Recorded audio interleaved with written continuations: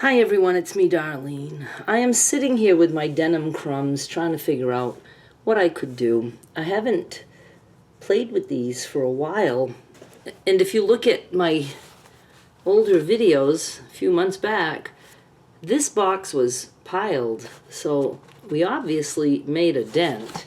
And now I wanted to play with them, and I thought I'd like to do just some zigzag on top of denim just to see how that would look.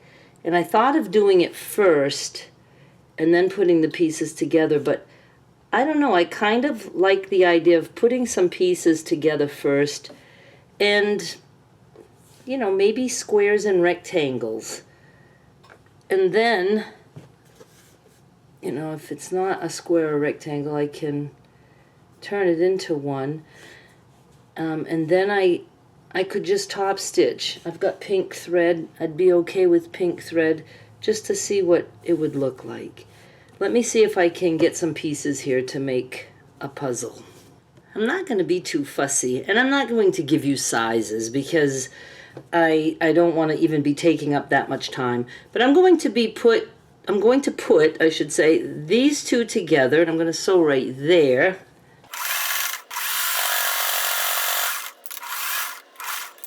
I'm going to sew this to this.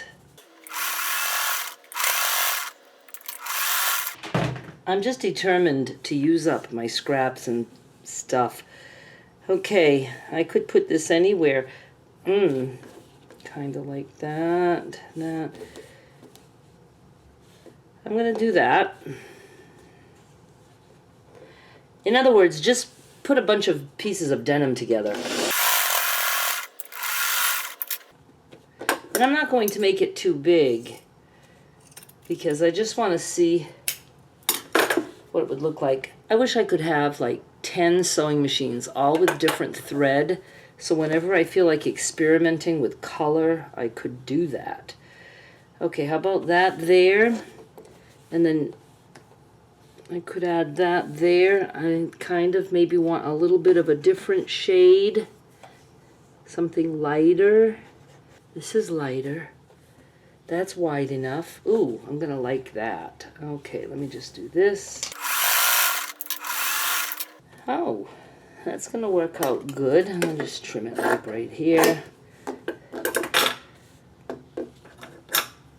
And I'm gonna put that big piece down here. Maybe that's gonna be big enough for us to practice on. You could also just use one piece of denim. I could trim this down, but I'm going to wait because I'll just trim it after. Now, here's where I can fuck it all up. I'm going to try just zigzag. And I don't know if I want to do like swirly lines. I don't feel like going in all directions. I think I just want to either go up and down with zigzag, but I could swirl, you know, I don't know, wavy lines. I could do diagonal. Diagonal might be cool. Diagonal and wavy. Ugh, do we dare? Do we dare try this? I think I dare. And then I can start, you know, hop on and hop off, and then when I trim, it won't be like if I have straight up and down, it would be probably hard to trim. I would probably, you know, be cutting into my zigzag. But okay, it's got to be diagonal. I have determined that. And why don't I just do a long, curvy diagonal?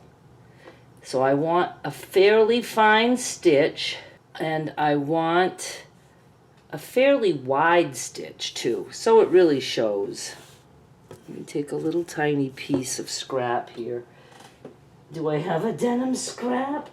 Okay, I'm just going to take a non-denim scrap. I don't even feel like testing any of my crumbs.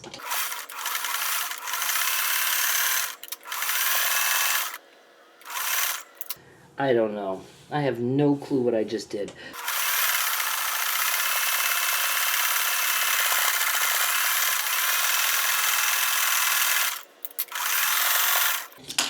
Okay, I don't think I hate this. I don't think I hate it. I don't like that it's like bubbly. But we'll just press, that'll help, right? It's not considered hate. Now I'm just gonna go, I don't know, a little bit away from that one.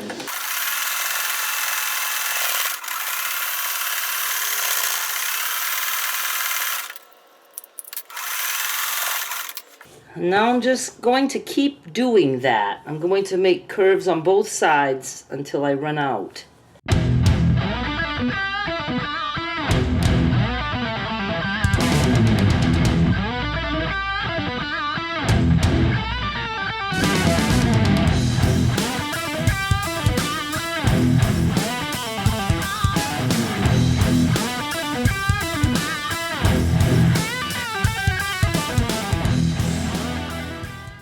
That was actually quite satisfying, just the doing of it.